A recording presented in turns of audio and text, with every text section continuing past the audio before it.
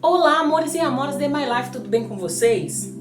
No vídeo de hoje eu vou falar a respeito da hipocrisia cristã nas igrejas evangélicas.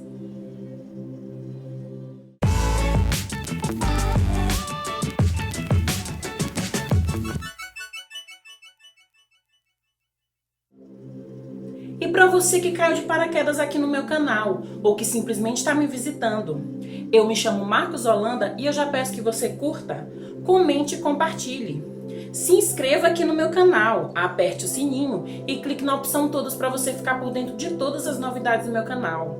Ah, e não esqueça de me seguir nas redes sociais, Facebook, Instagram e Twitter. Recados dados, então vamos para o vídeo. E para você que deve estar estranhando o título desse vídeo, eu vou logo alertá-los de que não estou aqui fazendo papel de pregador da palavra de Deus. Não estou aqui para trazer uma mensagem de conforto, não estou aqui para trazer uma mensagem bíblica tradicional, como um pregador, como um pastor, nada disso.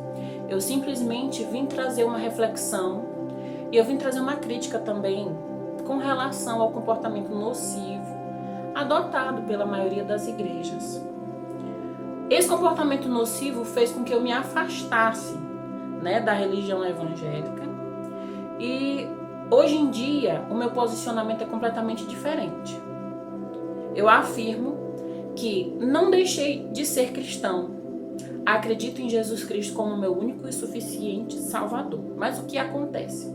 Hoje em dia a minha visão é a seguinte: eu não tenho mais necessidade, eu não vejo mais necessidade de eu estar dentro de um templo, dentro de uma congregação, dentro de 4 paredes, para exercer a minha fé.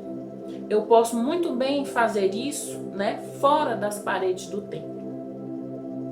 E a Bíblia Sagrada já afirmava, lá em Lucas, capítulo 17, versículos 1 e 2. No iniciozinho ali da parábola do servo, Jesus estava conversando com os discípulos e ele mesmo afirmou que era impossível que não houvessem escândalos no meio do seu povo. Mas ele advertiu que ai daquele por onde há de vir este escândalo. É melhor que amarre no seu pescoço uma pedra de moinho e se atire ao mar, do que machucar ou macular os seus pequeninos, ou fazê-los tropeçar. E esses pequeninos, eu fui um desses pequeninos. Eu acredito que eu sou um desses pequeninos. E eu fico muito triste, porque existem algumas passagens do Novo Testamento que elas simplificam, elas resumem o que é o amor de Cristo. Elas resumem a missão do Senhor Jesus aqui nessa terra. A primeira passagem é a mais tradicional de todas, que nós conhecemos, que é João 3,16, que fala que Deus amou o mundo de tal maneira que entregou o seu Filho unigênito para que todo aquele que nele crê não pereça, mas tenha vida eterna. Lá em Atos 10:34 também fala do amor de Jesus, fala do amor de Cristo, dizendo que Deus não faz acepção de pessoas. 1 Coríntios 13 fala a respeito do amor, do significado do amor, que não adianta você fazer várias ações, você contribuir com o próximo, você fazer de tudo. Se você não tiver amor, essas ações são vazias e de nada servem. Então, o Senhor Jesus já traduzia, essas passagens, essas mensagens, elas traduzem efetivamente a missão do Evangelho, a missão de quem segue a Cristo, o olhar do próprio Cristo. E não é isso que nós vemos nas igrejas contemporâneas. É muito triste eu falar isso, mas eu sou testemunha e eu fui vítima também dessas questões que hoje em dia abalam a moral, e abalam a visão da igreja perante a sociedade. Eu venho de um tempo onde era motivo de orgulho eu sair da minha casa vestido de paletó, todo arrumadinho, vestido de paletó, era um orgulho para mim. Ali no começo da década de 90, bem antes mesmo, eu tô falando aqui da década de 90, início dos anos 2000, porque é o contexto onde se insere a minha vida. Mas muito antes, era motivo de orgulho, né? Ser chamado de crente, de dizer assim, eu sou crente. E eu comecei a frequentar a igreja mais ou menos ali no começo dos anos 2000, ali acho que 2000, 2001, eu era criança. Eu devia ter uns 8, 9 anos por aí. E eu me sentia muito orgulhoso, porque eu sempre busquei espelhos. Eu sempre mirei em pessoas boas. Eu sempre quis parecer bom, eu sempre quis ser respeitado. Então, por conta disso, eu vi na igreja evangélica, eu vi no Jesus que existia na igreja evangélica, uma válvula de escape, uma solução para esse vazio que habitava dentro de mim. Então eu fui. E para mim era motivo de muito orgulho, eu achava muito bonito, eu achava muito interessante. Eu queria me parecer um pastor, eu queria me parecer um pregador, né? E era tamanha a surpresa dos irmãos na igreja, dos dirigentes, dos diáconos, né? Dos obreiros na igreja, era tamanha surpresa em me ver com aquela indumentária de adulto, sendo que eu era uma criança, tinha um comportamento de criança. Mas era tamanha surpresa que eles me chamavam para sentar lá na frente. Eles me chamavam para sentar lá na frente e eu nunca me achei digno de estar lá na frente. Porque eu pensava assim, né? Tamanha era a minha ingenuidade. Eu pensava o seguinte: meu Deus, são homens santos, são homens de Deus, pregadores da palavra de Deus. E eu sou simplesmente uma criança pecadora, eu não mereço estar aqui. Eu não tenho por que estar aqui. Por que eu tô aqui? É só por causa da roupa? Aí eu observava lá do púlpito as crianças me olhando, né? Me olhando assim, meio, talvez constrangidas, um olhar assim meio diferente. E eu me sentia meio que constrangido, porque eu não queria demonstrar que eu era melhor do que ninguém. Eu simplesmente queria seguir um caminho que me trouxesse paz. E eu segui esse caminho durante um bom tempo na minha vida. Eu segui este caminho durante um bom tempo na minha vida. Até que a decepção chegou, né, na minha vida. Eu me decepcionei com muitas pessoas na igreja. E eu comecei a perceber que esse comportamento ele era recorrente. Esses problemas, eles estão em todas as igrejas. Esses problemas, eles estão perdurando em todos os lugares. Eu não sei o que foi que aconteceu de uns 15 anos para cá. Na minha visão, a igreja não cresceu, a igreja inchou, né? Inchou de pessoas despreparadas, de pessoas que não têm amor no coração, de pessoas moralistas, de pessoas mimizentas, de pessoas que não são convertidas coisa nenhuma. A igreja está cheia, está cheia. A própria Bíblia fala do joio e do trigo. Então é um cumprimento bíblico nos dias atuais. Eu tenho quase certeza que se Jesus se materializasse nos dias de hoje e convivesse em nosso meio e andasse entre nós, ele provavelmente seria hostilizado. Talvez ele fosse até crucificado em nome de Jesus. Ou seja, Jesus sendo crucificado em nome de Jesus. Tamanha a nossa falta de amor, tamanha a nossa falta de misericórdia. A hipocrisia hoje em dia ela impera na igreja evangélica. E ela perpassa as 4 paredes da igreja. Porque em primeiro lugar nós nem iríamos reconhecê-lo. Porque o jeito de Deus trabalhar, a forma de Deus agir é diferente. Primeiro que Jesus não viria como um grande pregador do evangelho. Jesus não viria como um popstar gospel. Jesus não viria como um grande empresário ou como uma pessoa que tem grandes posses. Jesus viria como alguém humilde, como alguém do povão, como alguém marginalizado. Queria conquistar sua fama gradativamente por conta da sua sabedoria e por conta da sua eloquência. Mas nós, pela nossa cegueira espiritual, mais uma vez nós não íamos reconhecê-lo.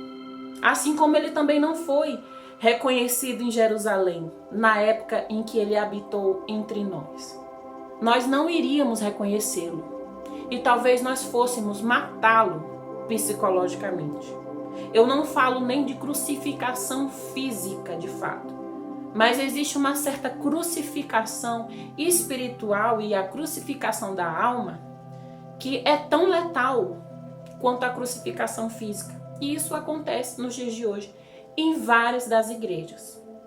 Eu não posso ser leviano em generalizar todos os cristãos, porque ainda existem cristãos genuínos, aqueles que ainda pregam o evangelho do amor, e que da sua boca saem palavras de esperança, palavras que confortam e palavras que transformam vidas.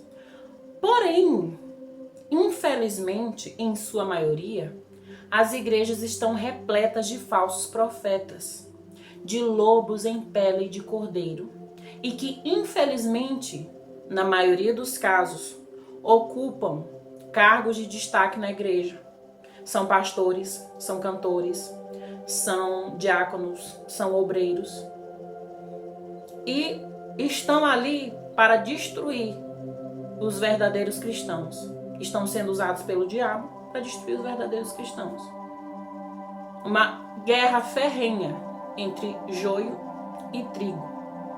E na maioria das vezes, infelizmente, o joio vence. Porque o trigo se vê encurralado. Porque é muita perseguição. É muita perseguição. É muita falta de amor. São muitas calúnias, é muita coisa que acontece. Então fica difícil para você manter a sua sanidade mental dentro das igrejas. E eu tenho certeza que se Jesus vivesse nos dias de hoje, ele passaria por tudo isso que eu estou falando para vocês. Porque Jesus não está nos grandes shows evangélicos. Jesus, ele não está nos grandes templos, nos grandes, formosos e luxuosos templos, como o Templo de Salomão, por exemplo. Jesus não está nas grandes aglomerações, né? As pessoas vão para ouvir palavra do pastor tal, do pregador tal. Jesus não está nisso. Sabe onde é que Jesus está? Jesus está na marginalidade. Jesus está na marginalidade. Jesus está com os usuários de droga. Jesus está com as prostitutas. Jesus está com os homoafetivos. Jesus está nos presídios. É lá onde ele está. E é lá onde nós cristãos deveríamos exercer o dom do evangelho. O dom do evangelho baseia-se no amor, simplesmente. Amor esse que está escasso nos dias de hoje. Como a própria Bíblia fala, a Bíblia relata que nos últimos dias o amor de muitos esfriaria. E o amor de muitos está esfriando por conta dessas consequências, né? Da luta do trigo contra o joio. E as pessoas estão dispersas, né? Estão dispersas e elas estão se deixando usar nesse tipo de artimanha maléfica. E as igrejas, elas estão se esvaziando. A moral cristã está indo lá para baixo. Apesar que Jesus não precisa e nunca precisou de defesa, porque é ele que nos defende. Porém, a igreja está sendo desmoralizada a cada dia mais. Você lembra que eu falei que antigamente era orgulho para mim dizer sou crente, sou evangélico? Hoje em dia é motivo de tristeza e motivo de vergonha. Por quê? Porque hoje a igreja evangélica ela não representa mais esse amor, essa transparência e essa visão limpa que existia antigamente. Hoje em dia a igreja está descendo por um ralo. Eu falo hoje em dia, mas já há muito tempo. A igreja está descendo por um ralo e infelizmente, eu não sei onde é que nós vamos parar. Exatamente onde nós vamos parar, eu ainda não sei. Mas nesse momento eu quero demonstrar para vocês como a hipocrisia cristã tem reinado na igreja evangélica ontem e hoje. Eu vou contar agora alguns exemplos para vocês. O primeiro exemplo que eu quero demonstrar é de um pastor americano, pastor e grande pregador americano na década de 80, final da década de 80, nos Estados Unidos, o pastor Jimmy Swaggart. Esse pastor, ele vinha crescendo ascendentemente nos Estados Unidos, pelo seu carisma e pelas suas ferrenhas pregações. E nos Estados Unidos naquela época era muito comum que pastores e igrejas comprassem horários na TV aberta para exibir os seus programas, os seus cultos. Mais ou menos como acontece aqui com o R.R. Soares. E o pastor Jimmy Swaggart, ele era muito carismático e ele era um pastor muito famoso, não só nos Estados Unidos, como no mundo inteiro. Porém, ele tinha um defeito, ele era muito soberbo. Ele era muito soberbo, ele era muito cheio de si, orgulhoso e arrogante. Ele não queria dividir a glória dele com ninguém. Ele não admitia dividir o espaço dele com ninguém. Ele queria ser o único, ele queria ser o absoluto, o maior pregador de todos os tempos. Em contrapartida, naquela época, existia um pastor, o pastor Jim Bakker, um pastor também que estava ascendendo quanto à sua popularidade. Quando Jimmy Swaggart notou que esse pastor poderia vir a se tornar alguém de grande expressão, ele logo tratou de derrubar os planos desse pastor. O que foi que Jimmy Swaggart fez? Ele investigou a vida do pastor Jim Bakker e descobriu que ele estava tendo um caso com a sua secretária. O que foi que ele fez? Imediatamente, de maneira secreta, ele expôs o pecado do pastor, expôs a infidelidade do pastor aos líderes da igreja, que imediatamente expuseram o caso a toda a igreja. O que fez com que o pastor Jim Bakker fosse deposto do seu cargo de pastor e fosse excomungado da igreja. Só que Jimmy Swaggart não contava com o seguinte: apesar de aparentar ser um grande pregador da palavra de Deus, um grande pastor e um homem sem nenhuma mácula, Jimmy Swaggart secretamente vivia uma vida de promiscuidade. Ele frequentava prostíbulos e ele tinha até uma prostituta recorrente. E foi com essa prostituta recorrente que Jimmy Swaggart foi fotografado. E logicamente essas fotos foram parar na mão dos superiores, dos pastores superiores, e esse caso tomou conhecimento à igreja, que fez com que o seu ministério ruísse. Ele publicamente fez um pedido de perdão perante toda a igreja, só que ele não especificou o porquê que ele estava pedindo perdão, mas era por conta desse caso, esse caso de prostituição e promiscuidade. Era um homem acima de qualquer suspeita, que estava tendo uma vida dupla, né? Um exemplo mais que gritante de hipocrisia cristã dentro das igrejas. E eu queria só fazer uma observação para vocês aqui. Eu não sei se vocês já assistiram o filme Megiddo. É um filme que trata a respeito do arrebatamento. Gente, o personagem do anticristo é a cara desse pastor. É a cara desse pastor. Gente, esse pastor é a cara do próprio Satanás. Que é interpretado nesse filme. Outro exemplo que eu quero trazer para vocês, né, que mais ou menos é 2 em 1 e é um exemplo contemporâneo, é o exemplo da Bianca Toledo, né, e do pastor Felipe Heidrich. Ele passou por um perrengue, o pastor Felipe passou por um perrengue, porque assim, Bianca Toledo, ela é conhecida pela sua história de superação física. Ela passou por uma enfermidade, quase morreu, teve falência múltipla de órgãos, mas surpreendentemente ela conseguiu reverter o quadro e hoje em dia ela foi curada de forma milagrosa. E ela era casada com o pastor Felipe e ela tem um filho do casamento anterior dela. Numa situação muito inverossímil, ela o acusou de pedofilia. Na época a criança tinha 5 anos, o ano era 2016. Essa notícia foi veiculada em todos os veículos de comunicação, nas redes sociais. A vida do pastor Felipe virou de cabeça para baixo. Só que com muita luta, ele conseguiu provar sua inocência, né, em primeira instância, com o Ministério Público escrevendo um documento com 57 páginas, demonstrando a sua inocência, e em segunda instância, por uma votação com unanimidade. o inocentando deste crime. Porque o que acontece? Ela já estava tramando já há algum tempo porque ela queria se divorciar. Ela queria se divorciar do Felipe e ela queria, digamos assim, ela não queria perder o seu ministério. Então, para não perder o ministério, ela teria que jogar a culpa nele. Então, ela armou toda essa tramóia para poder se livrar do casamento, sem que houvesse nenhum tipo de prejuízo à sua pessoa. E o casamento deles foi uma coisa muito linda. Tem vídeos aí ainda pela internet, pelo YouTube. O casamento deles era uma coisa muito linda, uma coisa de conto de fadas. Era hipocrisia pura, gente, hipocrisia pura. Porque não existe casamento perfeito, não existe vida perfeita, não existe família perfeita, né?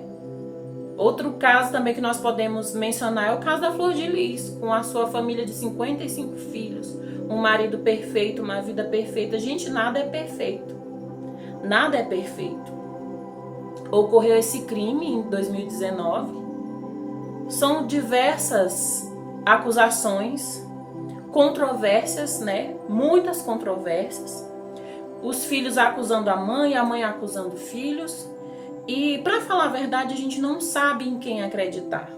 A gente não sabe em quem acreditar.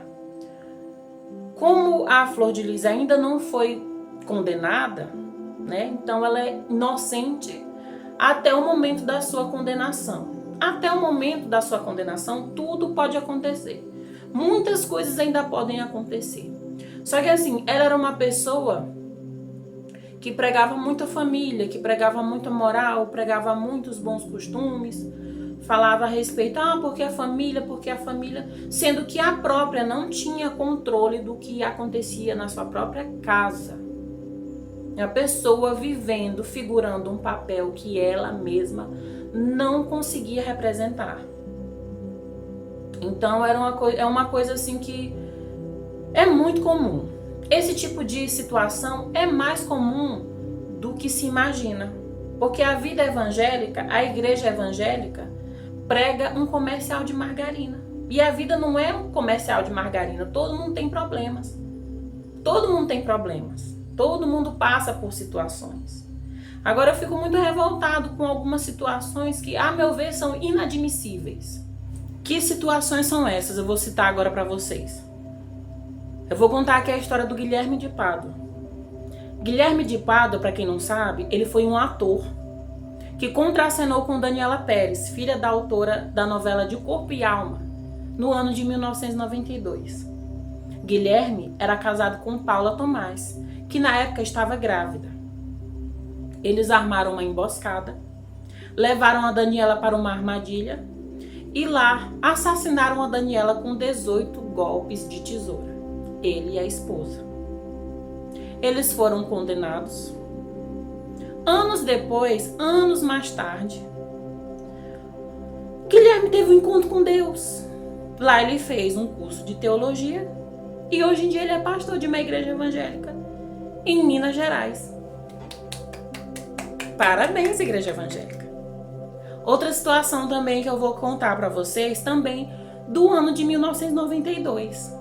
Em 92, em Minas Gerais também, havia uma família e uma garotinha muito fofinha chamada Miriam Brandão.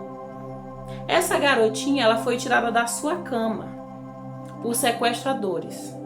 3 pessoas: o William Goutinho, o Wellington Goutinho e Rosemary Pinheiro, os sequestradores. Esta dita cuja Rosemary era funcionária na farmácia da família. E o que foi que ela fez? Ela deu todo o apoio, deu todo o suporte para os sequestradores.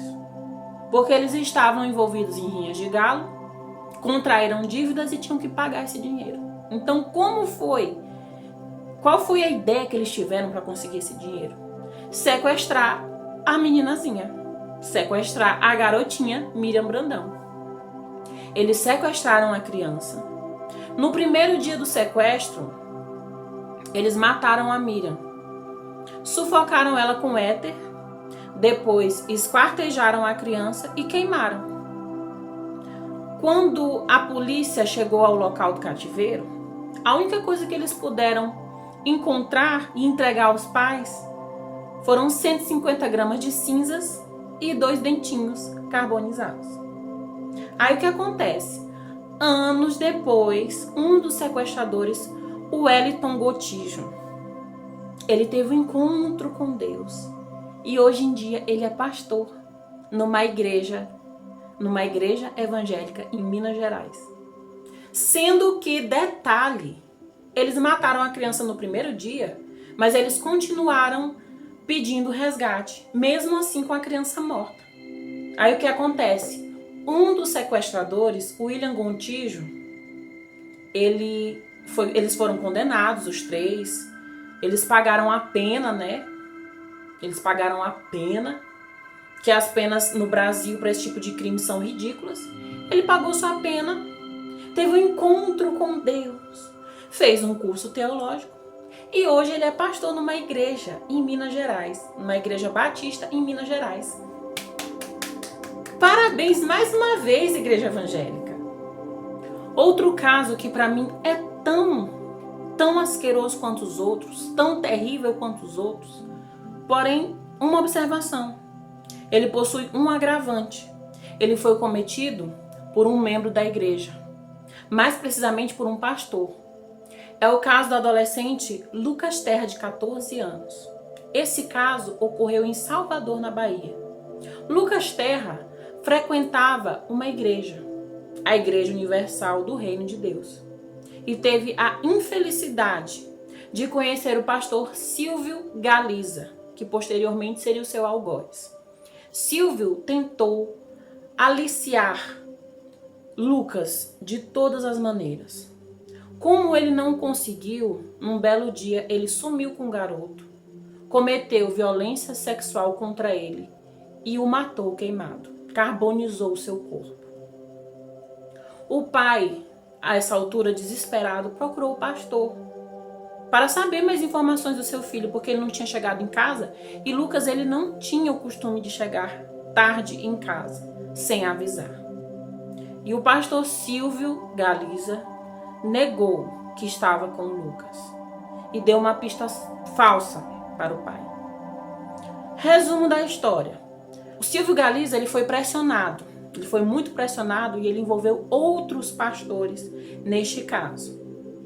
Esses pastores nunca foram julgados nem condenados. Silvio Galiza sofreu uma pena, mas acabou saindo. E esses pastores, hoje em dia, eles exercem o seu ministério dentro das igrejas. Parabéns mais uma vez para a igreja evangélica. Quanta hipocrisia, meu Deus. Quer dizer que com esse meu relato, eu estou querendo afirmar que pessoas que cometeram crimes não podem exercer cargos na igreja? Não é nada disso. O que eu estou querendo dizer é que a igreja acabou se tornando um centro de conveniência, onde eu dou uma chicotada em alguém de um lado e eu passo a mão na cabeça de alguém do outro lado.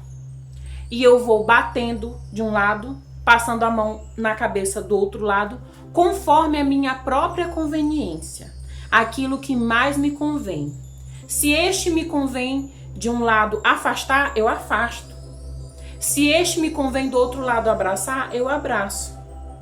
Eu posso citar o próprio exemplo da Flor de Lis, que já foi citada nesse vídeo. Quando ela era a respeitada deputada federal, quando ela era a mãe de 55 filhos, a esposa exemplar, a cantora maravilhosa, todo mundo estava do lado dela. Mas quando sobreveio a ela essa acusação de homicídio, todas as pessoas se afastaram. A gravadora se afastou dela, todas as pessoas se voltaram contra. Então eu pergunto a vocês, aonde está esse evangelho do amor? Aonde está esse evangelho que abraça? A pessoa está sendo acusada e apedrejada. Qual é o meu papel nessa hora? É abraçar, é estender a mão. Não, o que eu faço? Eu piso na cabeça para terminar de matar. Esse não é o evangelho que Jesus ensinou. É um evangelho completamente diferente. Esse evangelho doido do século XXI é um evangelho completamente diferente. E para finalizar o meu raciocínio, eu quero deixar bem claro que eu não estou falando mal do evangelho. Eu estou falando verdades sobre o evangélico joio. Este que dificulta a vida e torna quase impossível a vida daqueles que querem ser cristãos de verdade dentro da igreja. Porque a gente não sabe onde a gente vai parar. Às vezes a gente muda de uma congregação pensando, ah, meu Deus, eu espero que aqui seja melhor. Acaba que a gente passa pelos mesmos problemas, as mesmas coisas, recorrente e por recorrentes vezes a gente passa pelas mesmas coisas. Aí você me indaga e diz o seguinte, ah, mas quem comanda a obra, o dono da obra é Deus, é o Senhor Jesus Cristo. Beleza, é Deus, é o Senhor Jesus Cristo. Mas em toda igreja que você for, Jesus não vai estar lá materializado em espírito para comandar nada. Vão ter sempre pessoas à frente dos trabalhos comandando tudo. Então eu peço a Deus que tenha misericórdia de nós até o dia do seu arrebatamento. É o que eu peço, é a única coisa que eu peço. E eu quero pedir também perdão se eu ofendi algumas pessoas com o meu relato.